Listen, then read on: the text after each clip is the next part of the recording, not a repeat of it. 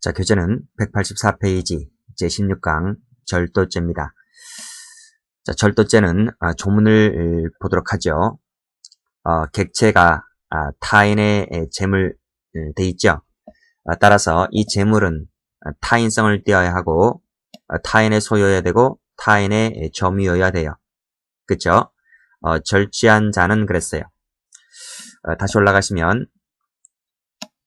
절도죄의 보호법익은 소유권입니다. 침해범이고 미수가 있고 상습범 있고 재물죄이고 영득죄이고 탈취죄이다. 이런 것들은 재산죄 일반론 할 때 모두 설명을 드렸어요. 자, 강도죄와의 차이점이 있는데 절도는 재물이 객체이지만 강도는 이익도 객체입니다. 자, 이 점이 다르고요. 강도는 재물도 있죠. 그쵸? 자, 폭행 협박이 있는가 없는가? X. 그 다음에 예비모 있는가 없는가? X. 친족 상대에 적용되는 것이고, 반면에 강도죄는 동그라미 X라는 점에서 차이가 있습니다. 자, 됐죠? 자, 그러면 객체입니다. 자, 타인이 소유하는 타인의 점물입니다. 자, 여기서 노트를 펴보시게 되면, 자, 노트는 115페이지 펴보세요. 자, 분명히 객체는 타인의 재물이잖아요. 이 타인 재물은 타인 소유이고 타인 점유여야 돼요. 자, 이때 타인 속에는 공유물이 포함됩니다. 자, 이 공유에 관련된 부분은 재산죄 일반론일 때 설명을 드렸습니다. 자, 됐죠? 자, 그러면 다시 한번 교재 한번 와보세요. 이 타인 소유라는 말은 타인의 단독 소유도 되지만 공동 소유도 포함된다고 했어요. 역시 타인 점유도 타인의 단독 점유와 공동 점유를 포함하는 말입니다. 자, 됐죠? 그 예들은 뭐 참고로 봐두시고, 자, 다음 페이지 판례를 보도록 합니다. 자, 시험 판례가 나오는 거죠. 자, 절도를 인정한 것이기 때문에 빨간 펜인데 좀 필기를 할 것이 좀 있어서, 자, 타인의 토지상에 권원이 있다. 이 권원이라는 게 뭐죠? 민법을 보면 이 권원이라고 하는 것은 종류가 많아요. 지상권, 지역권, 전세권, 임차권 등을 설정해야 된다는 거예요. 근데 이런 권원 없이 이 식재한 수목의 소유권은 누구한테 소유권이 있는가 하면 토지 소유자에게 소유권이 귀속돼요. 따라서 토지 소유자에게 귀속되지 않으려면 이 권원을 설정을 해야 되는 거예요. 그런데 밑에 보시면 권원 없이 식재한 감나무에서, 감나무 빨간색 동그라미를 쳐보죠. 이 감나무가 누구 거란 말이에요? 그래요. 감나무는 이 앞에 나왔던 토지 소유자 거란 말이에요. 그쵸? 감나무가 토지 소유자이기 때문에 부합물에 해당하는 이 감도 역시 이 토지 소유자 것이 되는 거예요. 그래서 이 식재한 자가 감을 따게 되면 절도가 되죠. 자, 밑에 판례 보시게 되면 피해자가 피고인으로부터 임차하고 있다. 그래요. 이렇게 임차하고 있는 것처럼 임차권을 설정을 해야 된단 말이에요. 그쵸? 임차하고 있는 땅에 대나무를 심었어요. 이 대나무 누구 거죠? 임차인 거예요. 임차한 사람, 임차인 소유가 되는 거예요. 그런데 피고인이 임차인이 아니죠. 이 사람이 빨간색 그 대나무를 베간 거예요. 그러면 토지 소유자의 소유권, 점유권을 침탈한 것이기 때문에 절도가 되는 거죠.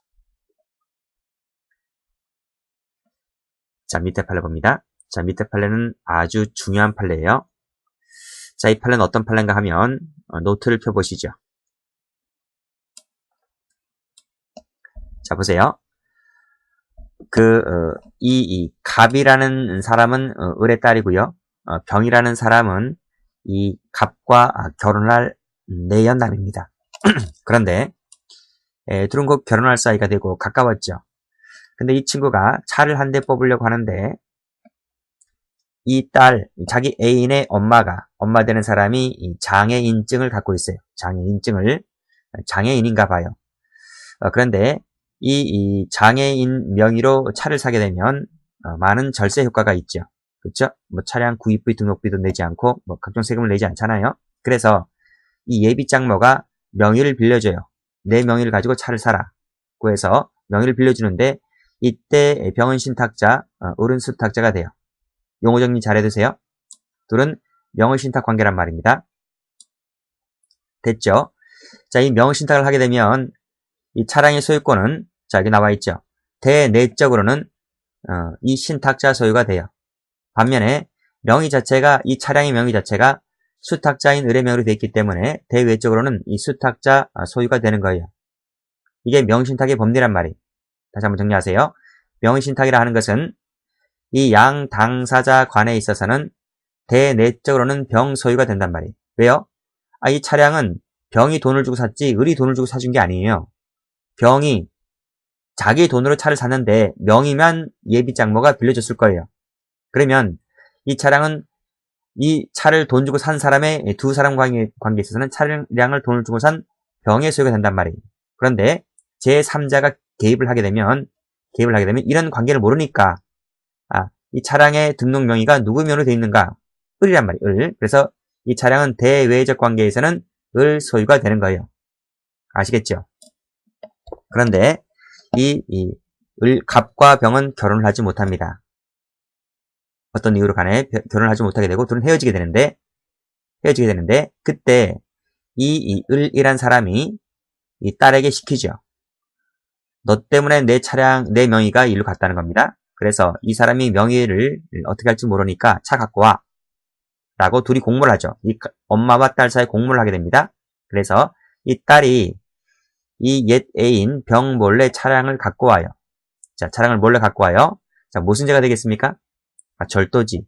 왜냐하면 병이 소유자이고 병이 점유하고 있기 때문에 이건 타인 소유, 타인 점유란 말이에요. 그래서 이 둘은 같은 친족이잖아요. 그렇죠?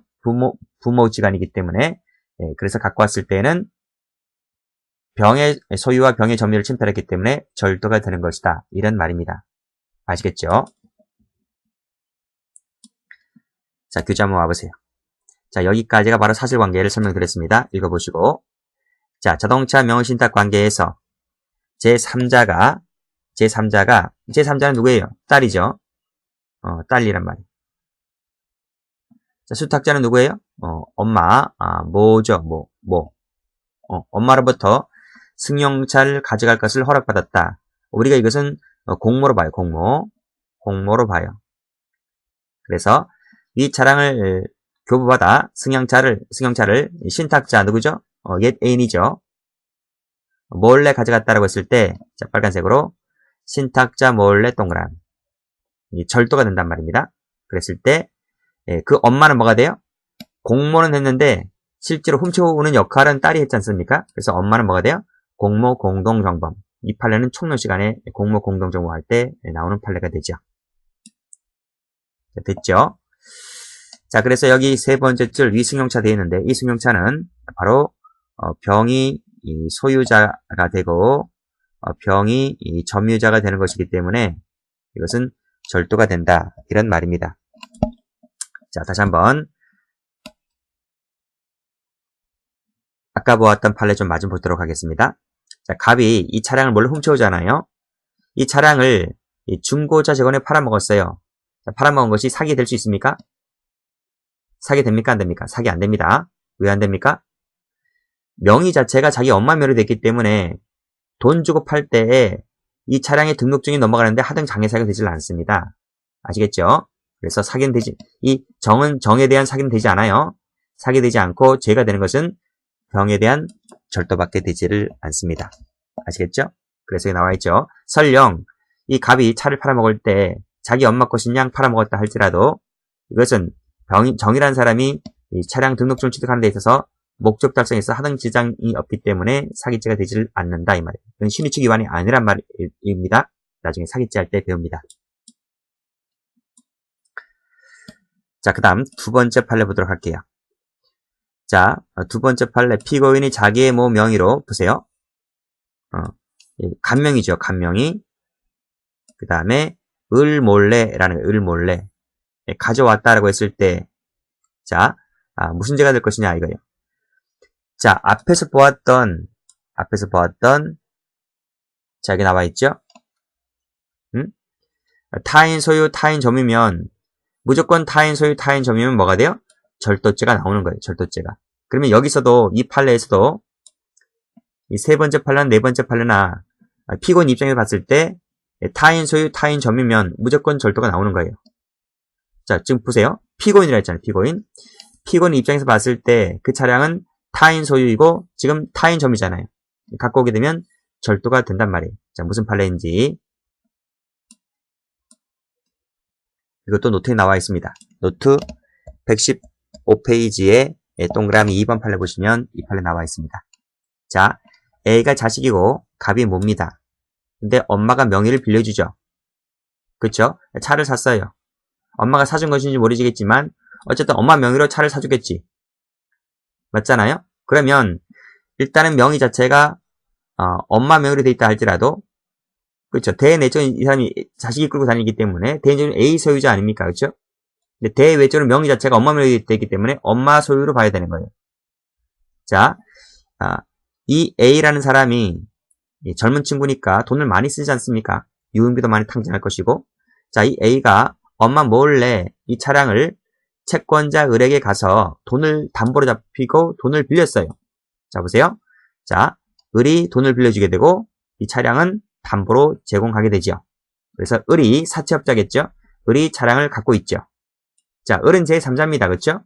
그렇죠? 그러면 을 입장에서 봤을 때 이 차량은 누구 거예요?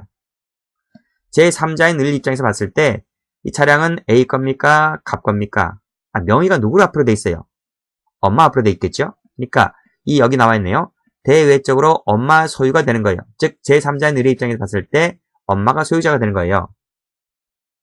됐죠? 자, A가 큰일 나겠습니다.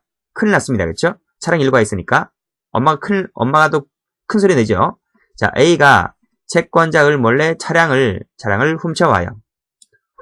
이 훔쳐오는 게 무슨 죄가 될 것 같습니까? 간단하잖아요.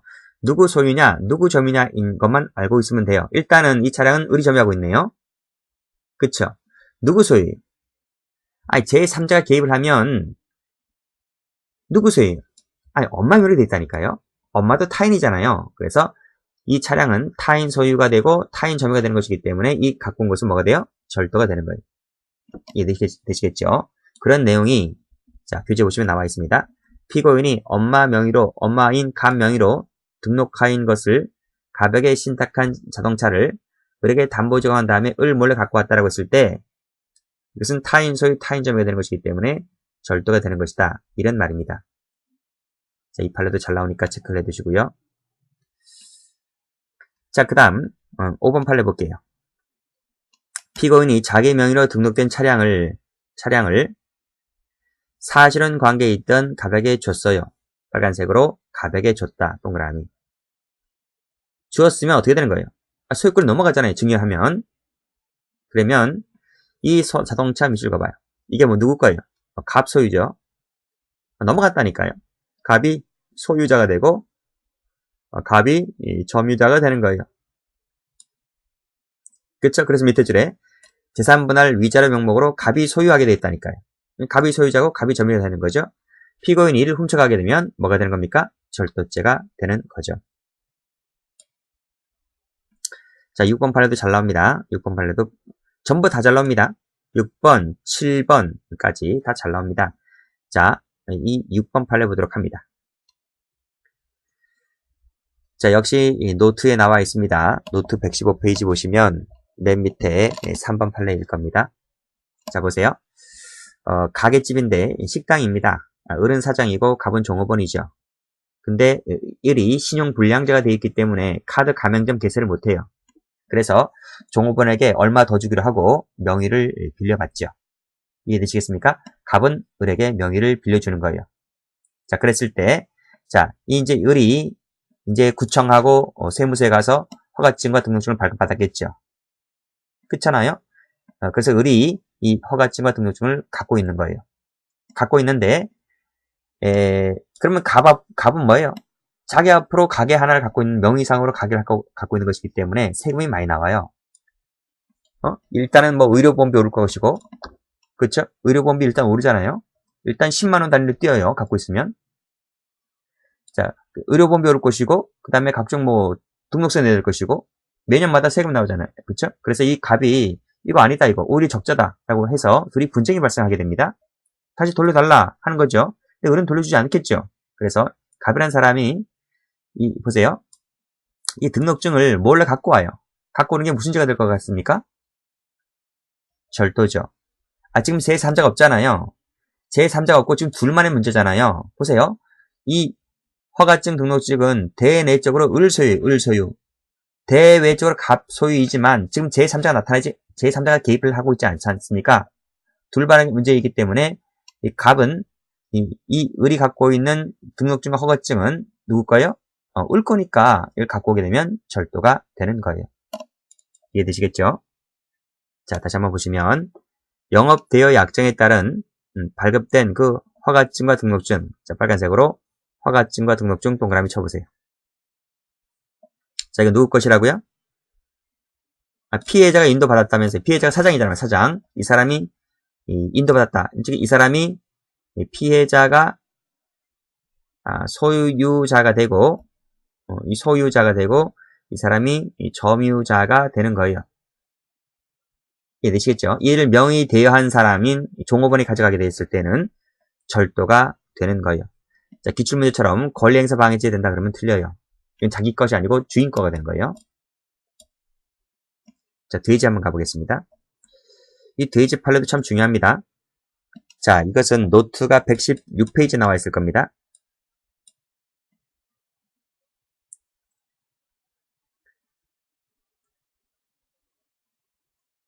자, 볼게요. 을인데요. 을은 돼지를 기르는 양돈업자입니다. 근데 돼지가 엄청나게 많이 먹죠. 사료 엄청나게 많이 먹잖아요. 그래서 이 양돈업자나 이런 돼지나 소를 키우는 사람들은 항상 빚더미에 살고 있어요. 대출을 해서 이제 사료를 사야 되니까. 그래서 을이라는 양돈업자가 A랜드에게 가서, A랜드라는 채권자에게 가서 담보를 설정해요. 이 돼지를 담보로 맡기고 돈을 빌려 쓰는 거예요. 이해되시겠습니까? 그러니까 이 돼지는 동산이잖아요. 동산을 양도담보는 원래 담보라고 했을 때는 담보 의무를 넘겨야 되는데 돼지를 넘길 수가 없잖아요. 뭐 A랜드가 기를 것도 아니고. 그래서 돼지는 여전히 내가 기르고 있대. 너는 담보권만 가져라. 이게 양도담보예요. 이 양도담보를 할 때는 점유계정이 일반적으로 수반되죠. 그래서 점유는 원래 넘겨야 되는데 넘기지 않고 여전히 내가 하고 있다. 이걸 점유계정이라고 해요. 됐습니까? 채무자는 뭐라 그럽니까? 양도담보를 누가 설정했어요? 자신이 설정했잖아요. 그래서 채무자는 보통 양도담보 설정자 이렇게 부르고요. 반대로 채권자는 담보권자 이렇게 불러요. 이해되시겠죠? 자, 이 양도담보를 설정하게 되면 대내적으로는 을이 소유자가 돼요. 변제기까지는. 변제기는 보통 1년 단위로 약정을 맺겠죠. 그러면 1년 변제기 되기 전까지는 일단은 소유자는 을이 되는 거예요. 을이. 근데 대외적으로는 변제가 되기 전이라 할지라도 대외적으로는 A가 담보권을 갖고 있기 때문에 A가 소유자가 되는 거예요. 따라서 이런 관계가 있기 때문에 을은 함부로 이 돼지를 처분할 수 없는 거예요. 처분 권한이 없어요. 변제기 전까지는. 처분하려면 돈을 다 빚을 갚고 처분을 해야 되는 거예요. 그러니까 을은 처분 권한이 없고 따라서 을은 이 돼지에 대해서 권한이 없는 사람이란 말이에요. 이해되시겠습니까? 근데 이 을이라는 사람이 갑에게 또 담보 잡고 또 돈을 땡겨 쓰는 거예요. 그러니까 점유계정을 두 번 하는 거예요. 아시겠습니까? 왜? 돼지를 내가 기르고 있기 때문에 양도담보 설정 계약하기에 아주 수월하죠. 그쵸? 왜? 제3자는 이런 관계를 잘 모르니까. 그래서 을이 또다시 갑이라는 사람에게 돼지를 양도담보 설정하고 또다시 돈을 땡겨 쓰게 되는데 이게 유효하냐는 거예요. 유효합니까? 무효잖아요. 왜? 앞에서 그랬잖아요. 여기 둘만의 관계 있을 때 이 돼지를 을은 함부로 처분할 수 없다고요. 왜? 담보권을 A가 갖고 있기 때문에. 따라서 이 을이 갑에게 돼지를 또다시 담보 처분한 것은 이건 무효인 거예요. 무효. 자, 이건 무효라면 무권리자의 양도담보 설정 행위다. 이렇게 보는 거예요. 따라서 갑은 이 돼지에 대해서 어떤 권한도 없는 무권한자가 되는 거예요. 이해되시겠습니까? 그러니까 이래서 을이 2번, 3번, 4번 아무리 양도담보 설정을 한다 하더라도 A랜드 제1순위 채권자는 뭐 담보권 해칠 염려가 전혀 위헌받을 염려가 전혀 없겠죠. 그렇죠. 다 무효이기 때문에 이걸 갑이 알았어요. 이걸 아하 나보다 1순위자가 있구나 이걸 알았단 말입니다. 그래서 이 돼지를 몰래 훔쳐오죠. 무슨 죄? 절도죄. 왜요? 소유권자가 A랜드가 소유권자잖아요. 갑 입장에서 봤을 때 이 돼지에 대한 소유권자는 A랜드잖아요. 그렇죠? 점유자 누구예요? 을이잖아요. 그러니까 갑 입장에서 봤을 때 이 돼지는 타인 소유 타인 점이기 때문에 훔쳐오면 이것이 절도가 된단 말이에요. 이 판례 잘 나와요. 자, 두 줄짜리이기 때문에 아주 시험에 잘 나온단 말이에요. 다시 한번 보세요. 돈사에서 대량으로 사육되는 돼지. 자, 돼지 사건입니다. 빨간펜 돼지 동그라미 치시고. 자, 양도담보 설정이 이 계약이 체결되었다. 그래서 이 뒤에 나오죠. 뒤에 양도담보 설정 계약을 체결한 이 이중 양수 채권자는 자, 이중 양수 채권자 밑줄 그시고 쓰세요. 이 사람은 무권한 자, 무권리자가 됩니다. 이 돼지를 반출해 왔을 때는 뭐가 됩니까? 타인 소유, 타인점을 침탈했기 때문에 절도죄가 되는 것이다. 이렇게 받으시면 됩니다. 자, 됐죠? 자, 8번 문제 갑니다. 을이 갑 회사로부터 중기를 갑 회사의 소유권 유보 할부 매수했죠. 중기가 엄청나게 비싸요. 포크레인, 덤프트럭 엄청나게 비싸잖아요. 몇 억씩 하잖아요. 그러니까 보통 할부를 끊어요. 할부를 끊은 다음에 이를 갑 회사에 지입을 하고 그 등록 원부에 병 회사로 소유자로 등록해 두었다는 거예요. 자, 소유자 누굽니까? 병 회사에 소유자로 등록을 했잖아요. 그러면 이 병 회사가 소유자가 되는 거예요. 그러니까 이 병 회사에 들어가서 취직을 하게 된 거예요. 자, 그리고 누가 점유해요? 위 증기는 을이 이를 점유하게 되었다. 을이 점유자가 되는 거죠. 그런데 이 처음에 중기를 판 회사가 있을 거 아닙니까? 회사원인 피고인들이 합동해서 승낙 없이 위 중기를 가져갔어요. 왜 돈을 다 갚지 못했는데 자꾸 연체가 되니까 그렇죠? 그 계약서 위반 아니겠습니까? 그러니까 피고인들이 승낙 없이 위 중기를 가져갔다라고 했을 때 이것이 무슨 죄가 될 거냐는 거예요. 간단합니다. 절도가 되려면 타인 소유 타인점이라는 것만 밝혀주면 되는 거예요. 자, 뭐라 그랬습니까? 그렇지. 병 회사가 소유자이고 지금 을이 점유하고 있는 것이기 때문에 피고인들 입장에서 봤을 때는 타인 소유 타인점을 침탈한 것이기 때문에 절도가 되는 거죠. 이해되시겠습니까? 자, 다음 페이지 봅니다. 절도가 안 되는 거 볼게요. 자, 파란 펜을 들으시고 자기 논에 물을 뿜기 위하여 배수로에 조합 규칙에 위반되는 행위로서 특수한 공작물을 설치했다. 자기 논에 물을 댔다는 겁니다. 이 절도죄입니까? 안 됩니까?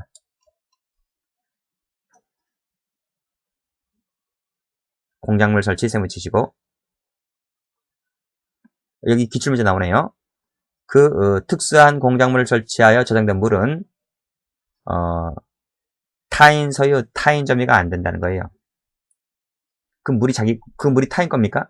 그 조합 겁니까? 그건 아니잖아요. 그렇죠? 그래서 이 특수한 공작물 설치해서 물을 땡겨 쓴 것은 그 물을 막은 사람의 사실상 법률상 지배하는 것이 되지 못한다. 그렇죠? 그 물을 막아 놓았다 해서 그 사람이 물을 막아 놓은 것이 자기일 겁니까?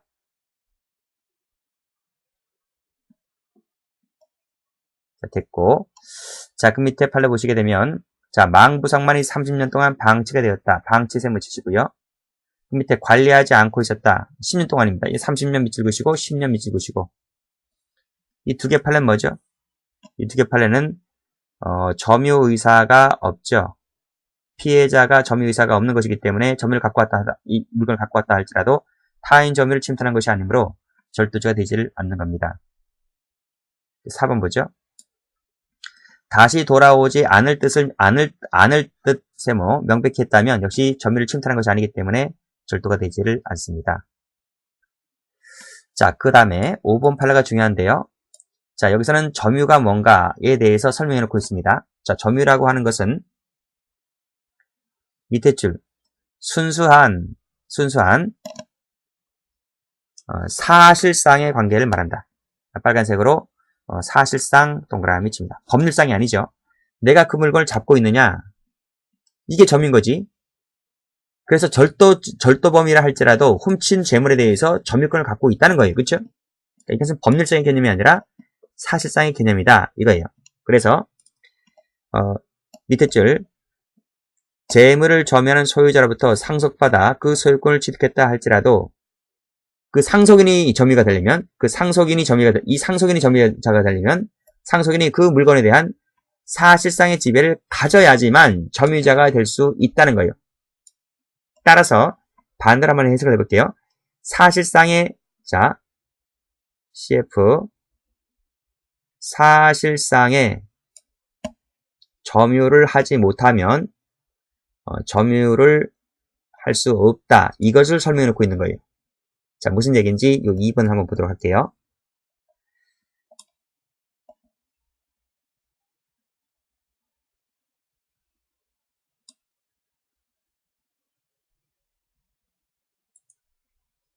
자, 2번 판례도 노트에 나와 있습니다. 노트는 116페이지에 나와 있네요. 자, 보세요. 자, 이제 자기 아버지가 이 갑이 계시고, 이 자식들이 다른 집에 살고 있죠. 근데 이 아버지란 사람이 내연녀, 젊은 년하고 같이 살아요. 사는데 이 갑이라는 아버지가 죽습니다. 사망을 하게 되는데, 사망을 할 당시에 갑이 손가방 등 서류가를 갖고 있었다는 거예요. 이 아파트에. 근데 그러면 이 손가방을 두고 사망하셨잖아요. 그러면 자, 이 내연녀가 이 손가방을 몰래 가져왔다는 것이 절도가 되는 것이냐 이런 말인데 절도가 안 된다는 거예요. 왜 절도가 안 될까요? 아니 방금 말씀드렸잖아요. 점유를 이 상속인 이 손가방은 상속은 되죠. 자 보세요. 이 손가방은 이 자식들에게 상속은 되겠지만 점유권은 상속이 안 되잖아요. 형법상 점유권은. 방금 보았듯이 자 보세요. 이 손가방에 대한 소유자는 상속이 되는 것이기 때문에 이 자식들이 상속인이 되어 자식들이 소유권을 갖고 있어요. 그렇지만 점유자는 될 수 있을까? 안 돼요. 점유권은 상속이 안 되기 때문에 이것은 자식들이 점유권이 없는 거예요. 점유권이 없고 여전히 누가 갖고 있어요? 같이 동거하고 있는 내연녀가 점유권을 갖고 있는 거예요. 그래서 이 내연녀가 손가방을 갖고 왔다 해서 절도가 되는 것이 아니다. 왜? 이건 자기 점유이기 때문에 타인 소유이지만 자기 점유이기 때문에 검사가 절도로 기소했는데 절도가 안 된다는 거예요. 이해되시겠죠? 그럼 횡령이 되지 않겠습니까? 섣불리 판단하지 마세요. 검사는 횡령죄로 기소하지도 않았고 그래서 불거불리 원칙에 따라서 판례는 횡령죄 여부도 판단하지 않았습니다. 그러니까 우리 시험에서는 절도가 된다, 안 된다라고만 알고 있으면 됩니다. 자, 그래서 다시 한번 와보시게 되면 자, 내용 관계 나와 있죠. 자, 동거 세무치입니다. 동거하다가 사망했다라고 했을 때 가져왔죠.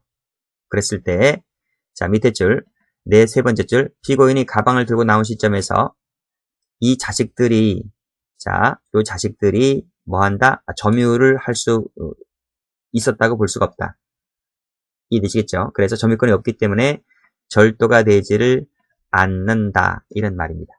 그래서 요 1번, 2번을 다 각각 알아두세요.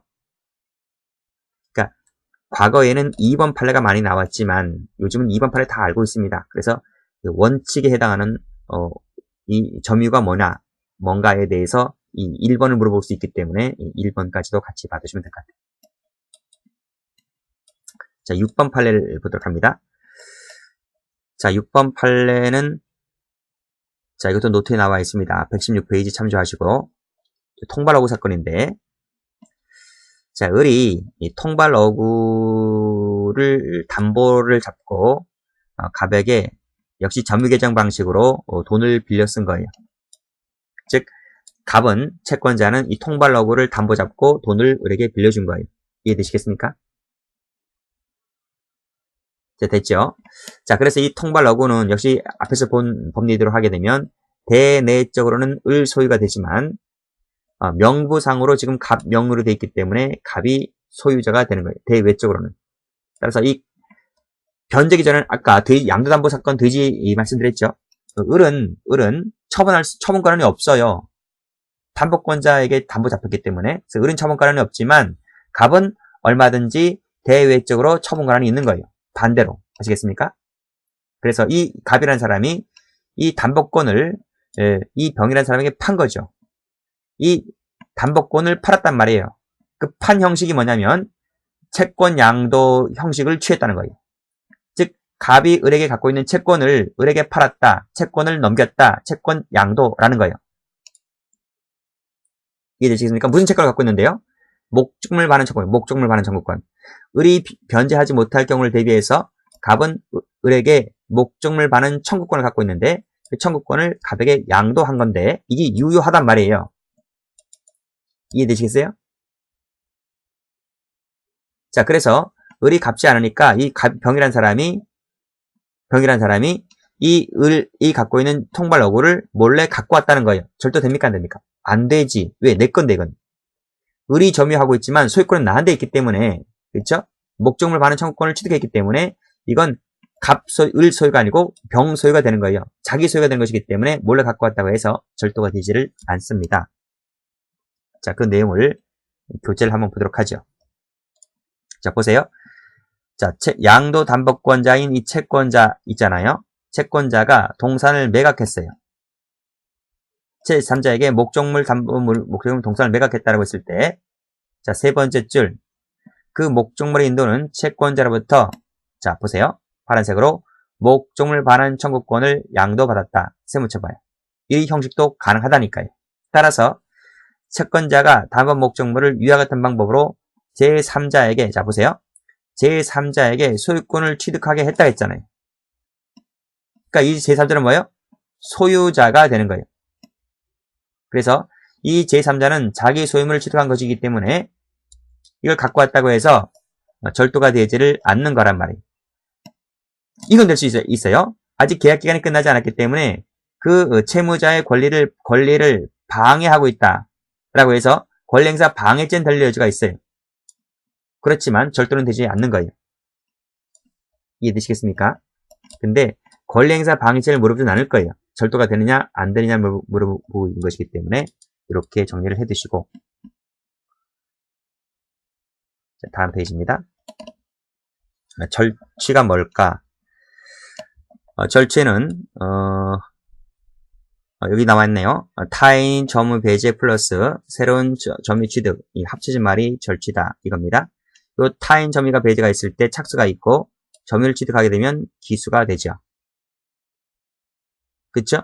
자, 그래서 여기 점유 배제할 때 뭐가 나와요? 착수가 나오고요.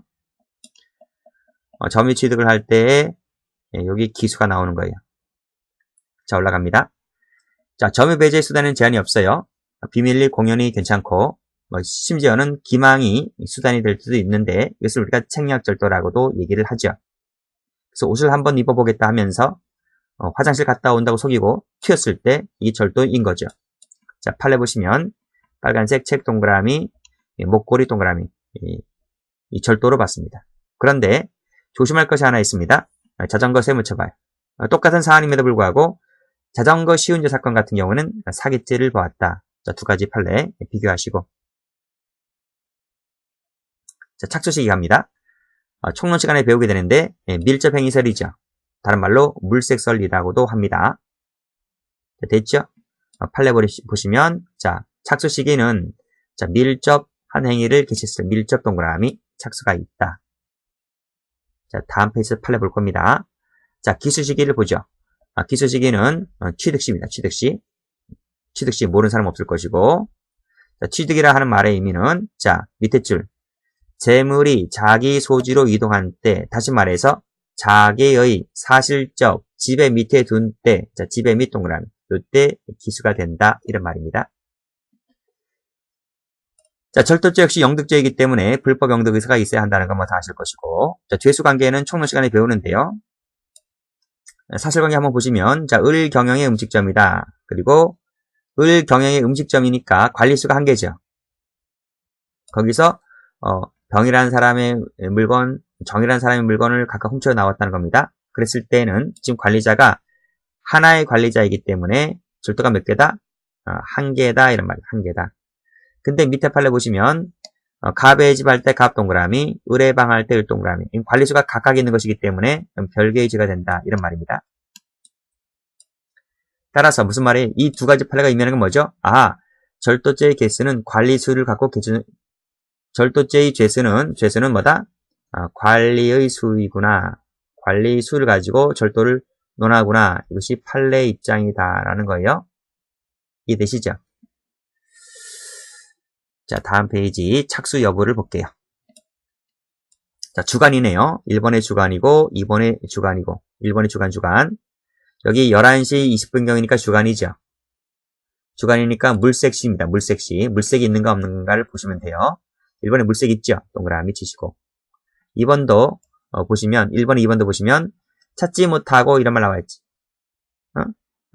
여기까지가 사실관계입니다. 사실관계. 그러니까 여기 주간이죠. 그쵸?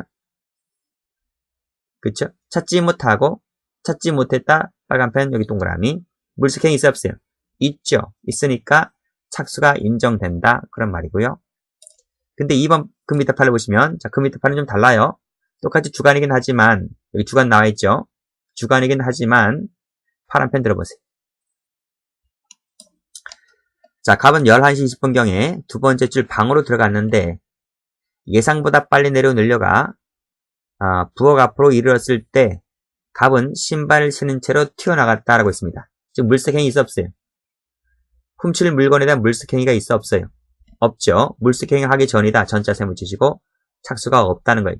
지금 절도 미수죄가 되지를 않습니다. 1번 판례 밑에 1번 판례 다릅니다. 자, 기수 여부 가보죠. 취득시라 그랬죠. 빨간 펜 들어보세요. 자, 자동차는 운전대를 잡으면 부릉 하수 운전을 하면 기수입니다. 라디오 탁장시계는 취득시죠. 가지고 동그라미 취득했습니다. 들고 동그라미 캐낸 때 동그라미 그때 기수다 이런 말입니다.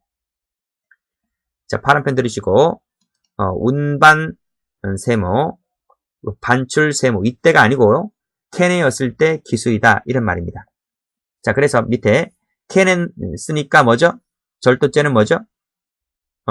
캐내 쓰니까 이퀄 기수 이퀄 종료가 되죠. 상태범이기 때문에 기수와 종료식이 일치합니다.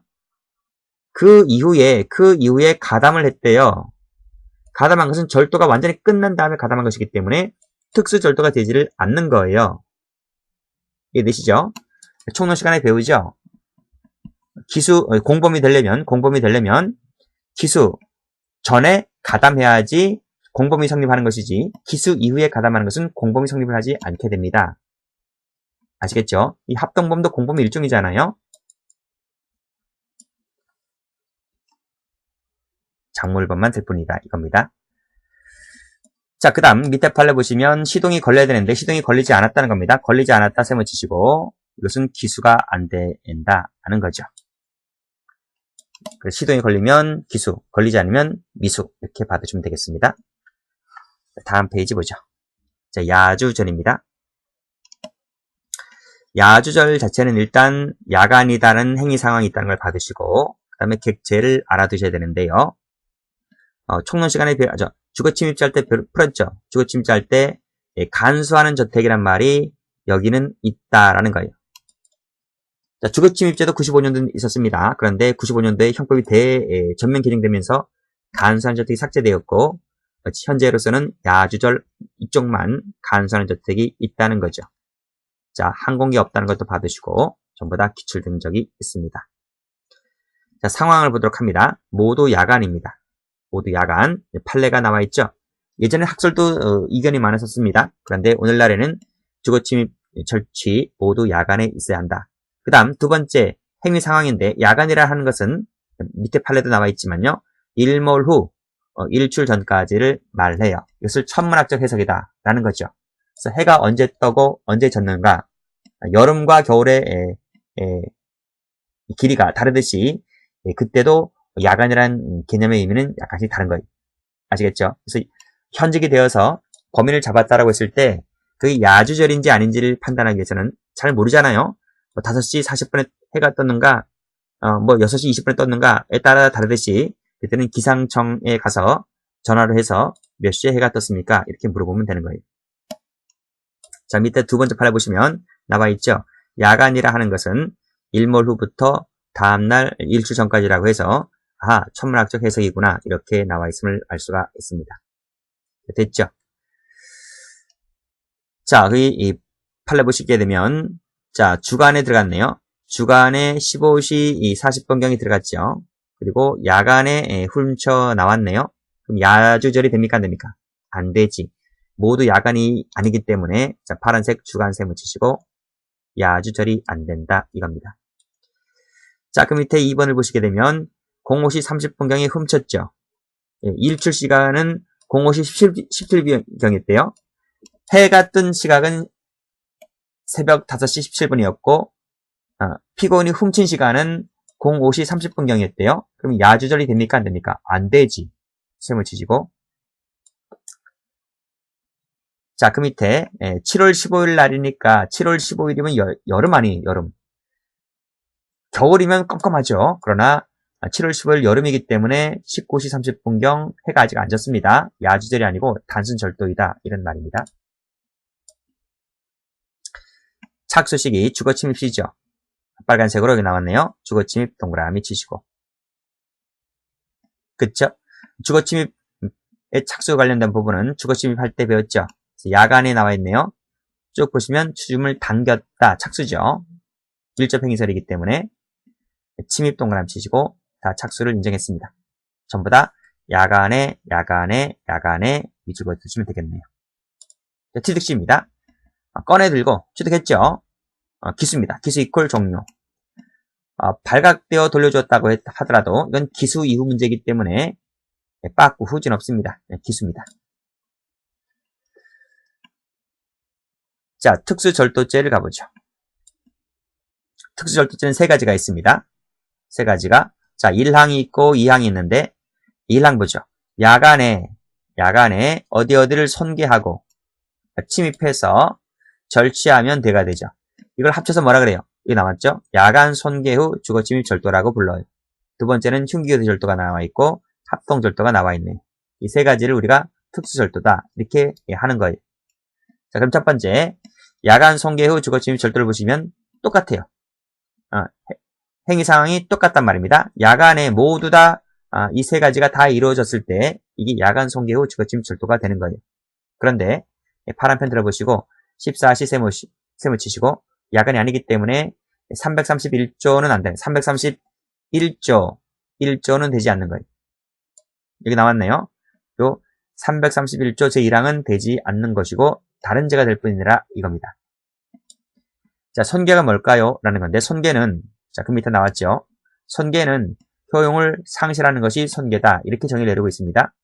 따라서 두 번째 판례 보시면 자, 야간에 편의점을 밑에 있는 것을 발로 걷어차서 잠금고리 아래쪽 부착 부분이 출입문에서 떨어졌다. 이 동그라미 치시고 요거 동그라미 치는 것은 그 잠금 장치의 효용을 상실시킨 것이기 때문에 그렇죠? 효용을 상실시킨 것이기 때문에 이 야간 손괴 후 주거침입절도죄가 되는 것이다. 이런 얘기입니다. 자, 그러면 밑에 보죠. 밑에 판례 볼게요. 피고인이 야간에 피해자들이 운영하는 식당의 창문과 방충망을 창틀에서 분리했다. 꺼냈다. 그래서 331조 1항으로 기소가 되었었는데 파란색으로 분리세 묻혀봐요. 분리하는 것은 검은색으로 효용 상실이 아니기 때문에 331조 1항이 안 된다. 이런 말이에요. 두 가지 판례 비교하시고 그러니까 출입문을 걷어차서 떨어지게 한 것은 효용 상실이 되지만 단순 분리는 그게 안 된다라는 것을 두 가지 비교하시고 착수시기 가죠. 손괴시죠. 손괴시잖아요. 그래서 빨간색으로 손괴하면 착수가 됩니다. 밑에 손괴하면 착수가 됩니다. 취득시이기 때문에 절취하면 취득했기 때문에 기수가 되죠. 자, 여기 노트를 한번 보시면요. 자, 노트에 이 내용이 나와 있죠. 자, 보세요.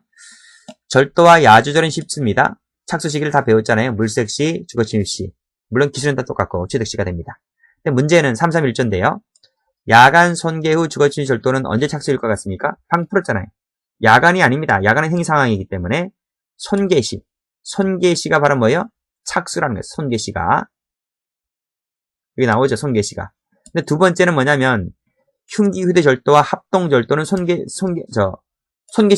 조문에 손계시가 없기 때문에 손계시는 아니죠. 그러면 주거침시입니까? 아니죠. 주거침시가 이항이 없잖아요. 이항을 아무리 읽어봐도 주거침시라는 말이 없잖아요. 그래서 이때는 똑같이 물색시로 가요. 물색시로. 이해되시겠습니까? 자, 다음 페이지 보죠. 다음 페이지 보시면 흉기휴대절도를 보죠. 자, 흉기가 뭘까요? 라고 하는 것인데, 흉기라고 하는 말의 의미는 본래 살상용, 파괴용, 흉기죠. 근데 이에 준할 정도여도 흉기라는 거예요. 이에 준할 정도인지 아닌지는 사회 통념에 따라서 객관적으로 놓고 판단하겠다는 거예요. 자, 그래서 2번을 한번 판단해 봤는데, 파란색으로 일반적 드라이버 세모를 쳐봐. 이건 흉기가 아니라는 거예요. 흉기가 아니다 이 말입니다. 개조된 바가 없다는 거예요. 개조된 바가 없다. 그래서 흉기가 아니라는 거지. 자, 일제 드라이버, 십자 드라이버, 일제 드라이버가 있잖아요. 십자는 아시죠? 그것을 우리가 어렸을 적에 시골에서는 뾰족하게 하기 위해서는 어떻게 하냐면 숫돌에 놓고 갈아요. 갈게 되면 송곳처럼 날카로워져요. 그랬을 때는 흉기가 될 수 있지만 그런 적이 없고 개조된 바가 없기 때문에 단순히 문 따는 도구에 나사를 푸는 데 있어서 필요한 일반적인 드라이버는 그에 준할 정도의 위험을 가지지 않았다고 봐서 흉기라고 보지 않았습니다. 이때는 단순 절도라고 보았다는 거 봐두시고요. 자, 됐죠? 그 다음 타제와의 관계. 이거 절도죄, 주거침입시 할 때 풀었습니다. 주거침입 때 할 때 절도범이 주거침을 했을 때는 경합범이 된다는 거 앞에서 풀었고, 합동절도 봅니다. 합동절도 말씀드렸죠? 물색행위시다. 밑에 물색행위시다는 거예요. 주야간 가리지 않습니다. 아시겠죠? 주야간 가리지 않아요. 그러나 손계시라고 본 판례도 있어요. 문 따고 들어갈 때는. 자, 밑에 판례 보도록 합니다. 자, 주간 나왔네요. 주간이죠. 그러니까 주간시 판례입니다. 라고 했을 때는 판례가 뭐라 그랬습니까? 합동범이잖아요. 그쵸? 물색행위를 하기 전이다. 전자 세모. 착수라고 볼 수 없다. 손괴하다가 발각되었다. 세모. 물색이 없잖아요. 물색이 없기 때문에 착수가 없기 때문에 무죄다. 이런 말입니다. 이 판례 잘 나옵니다. 정리를 해두시고요. 자, 야간 판례 한번 볼게요. 역시 똑같이 재물에 대한 밀접행위를 개시한 때라 했기 때문에 역시 물색시라고 함을 알 수가 있어요. 자, 밑에 갑이 을과 함께이니까 공범 맞죠? 합동범이잖아요. 뭐뭐했던 사안에서 자, 뭐뭇을 훔칠 생각으로 보세요. 자재를 훔칠 생각으로 들어갔잖아요. 공범과 함께 갔어요. 파란펜으로 지하실 안쪽을 살폈대요. 안쪽을 이렇게 살폈대요. 다시 해야 되겠네요. 자, 보시면 안쪽을 살폈대요. 살핀 것이 물색이 있어요, 없어요? 물색이 있는 거예요, 없는 거예요? 없는 거예요. 물색이라고 하는 것은 나오잖아요. 훔칠 재물에 대한 밀접행위를 개시했을 때가 바로 뭐예요? 물색행위다라고 보고 있잖아요. 지금 훔칠 생각으로 이렇게 들어갔잖아요. 들어갔는데 안쪽을 왜 살폈냐 하면 사람이 있는가 없는가를 살핀 것이지 아직까지는 이게 있나 없나를 본 게 아니에요. 자재는 창고에 있지 지하실에 있는 게 아니잖아요. 지하실 안쪽 살핀 것은 사람이 있는가 없나를 감시하는 것이기 때문에 아직 물색 전 단계란 말이에요. 착수로 보지 않습니다.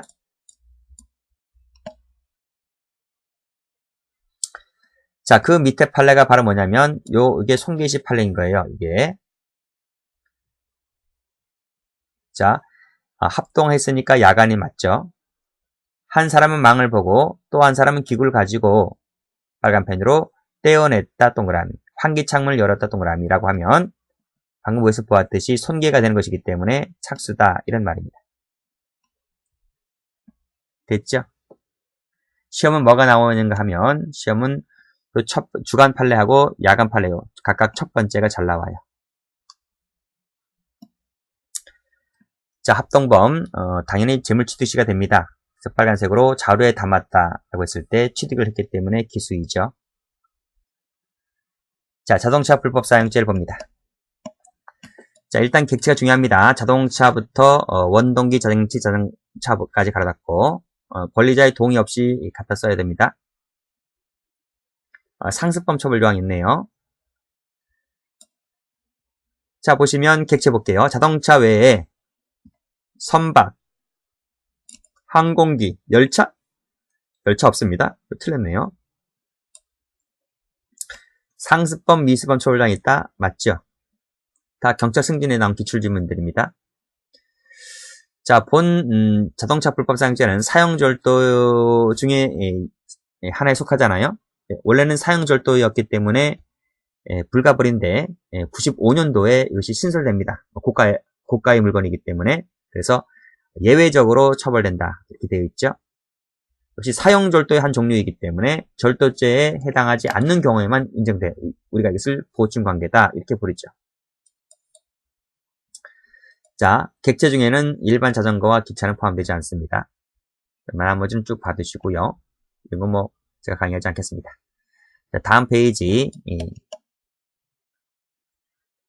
보면 판례 볼까요?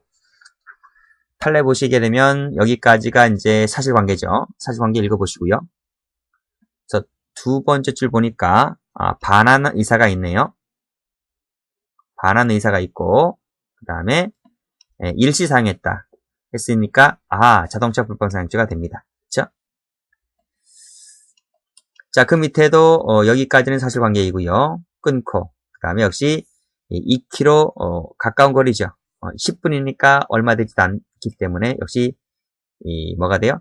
자동차 불법 사용죄가 되는 거예요. 그래서 불법 영도 의사가 없으니까 뭐가 안 된다? 절도가 되지를 않는다 이런 말입니다. 이렇게 알아두셔야 되는 거지. 뭐 사용 절도다 아니다를 물어보는 것이 아니고 절도가 된다 안 된다 이걸 물어보고 있는 거예요. 자, 고의 가보죠. 고의가 있어야지만 영득 의사는 없어야 됩니다. 만약에 이게 있다면 그때는 절도가 되는 거예요. 자, 밑에 판에 나왔죠. 보시면 영득 의사가 없어야 돼요. 이게 없어야지 자동차 불법 사용죄 되고 만약에 이게 있다 인정세 묻히시고 그때는 절도가 됩니다. 그래서 기출문제 한번 가볼까요? 영득 의사를 요하는가에 대해서는 학설 대립이 없어요. 이해되시죠?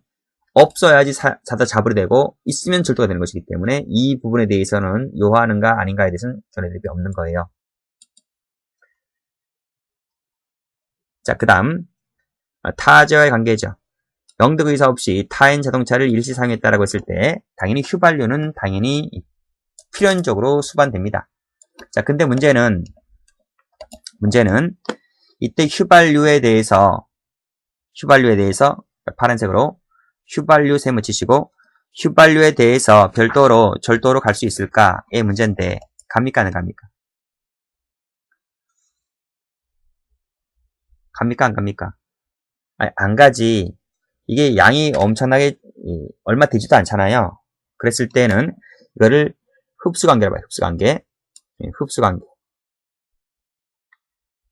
총론시간에 죄수론할 때 배웁니다. 그래서 이것을 불가벌적 수반행위